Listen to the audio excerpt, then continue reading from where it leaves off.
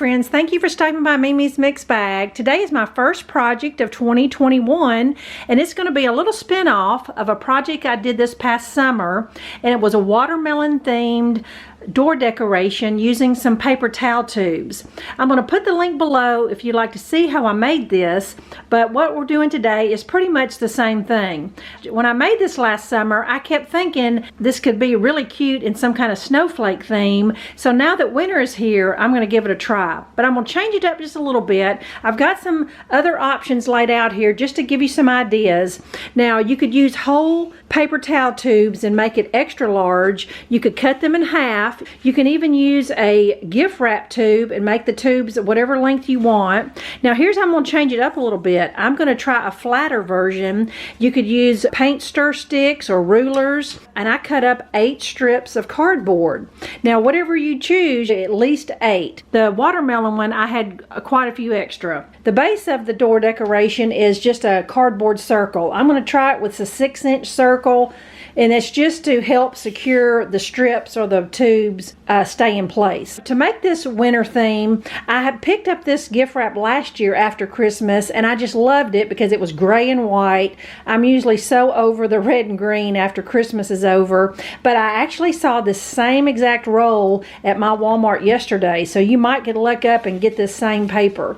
But you know that snowflake and winter themed paper is plentiful at the craft store by the sheet, or you can even make this Valentine themed.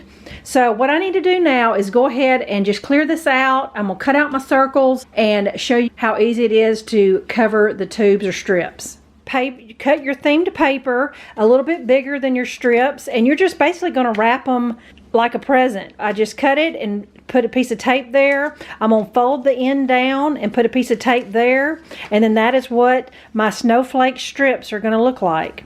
Just a nice neat end like that.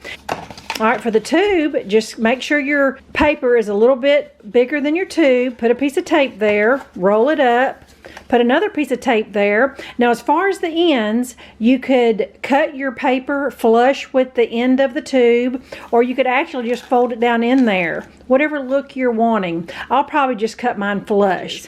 Alright, now I've got my 2 6-inch circles. Now you may find that your circles might need to be a little smaller. It just depends on how big yours is, or it may even be bigger if your strips are bigger because it might need more support. But I think 6 inches will be fine. My cardboard is white and it may show a little bit from the front, but it will be fine because it matches, and I don't think it's going to be that big a deal. You can use more than 8 strips, but 8 is the minimum to make like a snowflake shape. So I'm basically going to just hot glue them in place on my circle, like north, south, east, west, like a big plus sign, and then do my in-between. So just make sure you glue the correct end onto your circle like that. That's basically what it's going to look like. All right, and now you might want to reinforce a little bit on the back just to make sure. Okay, I'm ready to start on the tube one, and just a couple reminders again to be sure and glue your tubes closed on one end, and then make sure your tape is on the circle. All right, I've got everything hot glued together, and I just want to stand back here just to show you the difference in size that the tubes and strips can make. I mean, this is still a nice size for any door. Just want to show you that it really depends on how long your tubes and strips are, how big you want to make it. No matter what size tubes or strips, you're going to have this open space here. At Christmas time, there's all kinds of ornament options. You know, you may even have some kind of big snowflake. You know, these are the snowflakes that they have at the Dollar Tree and dollar stores. You know, if you can't find an ornament, they have all kinds of these little pot stakes that have snowflakes and snowmen and things like that on. I just didn't have one, but I wanted to show you that it would be big enough to put in the center if this was a snowman. That'd be really cute metal accent in the center. One of mine I'm going to do is I just got a piece of scrap wood, found this printable, and I'll put the link below of where I got this. And I'm just going to decoupage it on a piece of wood and put that on the center of one of mine. You know, if you did a Valentine one, you could put a big heart or a big flower or something in the center. It's just unlimited. So I'm going to go ahead and just put the embellishments on there and show you what they both look like. Okay friends, here are my two variations of my hanging snowflake decor. Got just a few notes here that I failed to mention or I wanted you to be mindful of. It's probably a good idea to punch a hole in the little cardboard circle before you ever hot glue the tubes or strips to create your hanger, so you're not trying to punch a hole in the back of it after it's all constructed. So be sure and do that. I failed to show you that.